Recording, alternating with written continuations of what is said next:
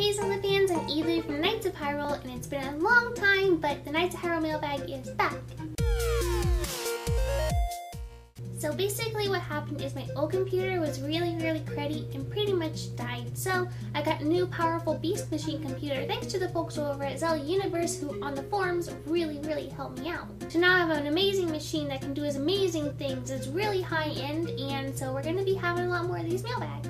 And in the meantime, as you can see, I've been collecting some Zelda stuff. I got a chest now, which is awesome because now I can store a whole bunch of gaming stuff in there and pretend it's going to be like golden jewels and maybe a compass or a map or some awesome item. And then I also got the Master Sword because I went to medieval times and I met the king and it was awesome. It's kind of like the closest thing I'm going to get to being like in the Zelda universe in real life, aside from a Ren Fair course, which I'm going to go to this year now. Okay, mailbag time. Mike A asks, why doesn't Link get anything after his quest? He's never knighted, doesn't get any money, he doesn't even get a kiss, except an Adventure Link. Well, what does he need, really? He's a humble guy. That's kind of his thing. He's the humble, innocent young man. Now, maybe that's not good enough for those of us in our life because we can't really, fit those standards. We're not as awesome as he is, but however, he does often get stuff, and of course he did get his kiss in Adventure Link, and actually that Link, if you actually pay attention to the prophecy, it says that he would become the next king, so not only did he get a kiss, he got 2 princesses and the Kingdom of Hyrule.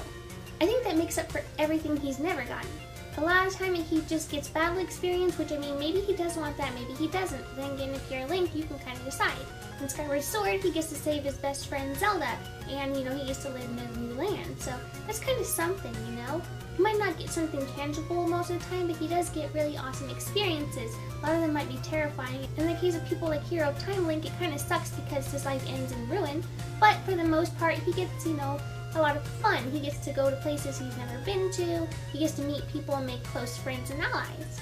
Dodonko Slayer 669 says, do you have the idea of making old Zelda games, or should Nintendo only focus on new titles? Well, just focusing on new titles wouldn't really give us a chance to make old ones really awesome, like for instance the Wind Waker HD. That looks really beautiful, and even though I really love the old style, this is not too far from that old style, so it's something nice to look at in the meantime. It doesn't really distract from making new titles since the branch is so big, there are so many employees, not everybody can work on the title at the same time. This gives a chance for everybody to work on something, and that way we're not waiting, so many years before we get a new Zelda game. Georgia27 says, why doesn't Link live with the other villagers in Twilight Princess? I can't imagine his mom and dad dropped him off in a treehouse. Illa even says that they've been together, forever. So they've known each other for a long time, then grown up as children. I don't understand why he lives in a treehouse. Maybe it's because he feels a little bit out of place being the only Hylian there. We don't know anything about his parents and they aren't mentioned in the game. I think the real reason is that they wanted something to be similar to Ocarina of Time. Twilight Princess is essentially fan service to Ocarina of Time fans, and making Link live in a tree is kind of like a throwback. It's kind of like a throwback to the Hero of Time. So basically it was just done, to make the fans happy, to make them remember something. But if we want an in-game reason, we can just assume that maybe Link likes his privacy. Still, it's a little odd that he'd choose to live right outside the village when you read the manual, it mentions that he wants to become mayor of the village. You'd think he'd want to live with them. Wayne L. says, I have a theory. Garnus is pretty out there, but has been supported by the events in Skyward Sword. In the origin story, we're led to believe that civilization thrived on the surface long before Hyrule. We noticed many times that whoever those people were, they were technologically advanced. At the end, we are greeted with the revelation that Hyrule was built on the ruins of an advanced civilization. Maybe us? Is it possible that Zelda is set in a post-apocalyptic version of our future? While that seems like a very cool idea, I don't think that's the case. I think what happened is pretty much the Sheikah, it seems like it'd be the Sheikah anyway, were the ones who were advanced, probably not all of Hyrule. If they were all advanced, then the Gorons wouldn't still be trying to dig up this old, technology. They would have had it too. So it seems like that technology was only for one race, and I'm gonna again assume it's the Sheikah. Of course I could be wrong, but that's just what I'm gonna think for now until someone says otherwise. But this theory is one that is carried around in not only the Zelda universe, but in many other universes. It's in many books, and it's a very popular idea.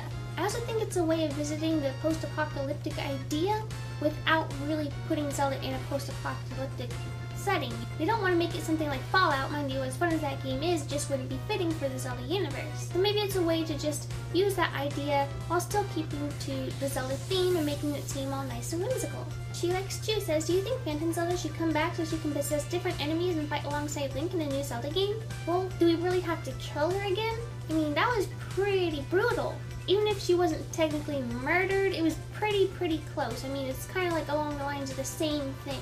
So that really bothered me a lot. I mean, I didn't mind it as the game progressed, but the idea really just, it really got to me. It was really surprising. It's probably as surprising as when Link stabbed Ganon in the face in Wind Waker for the first time. I was like, oh my god, that was kind of brutal. You know, what happened in Ocarina of Time, you were like, oh, you can't really see that much because there's so many dark shadows.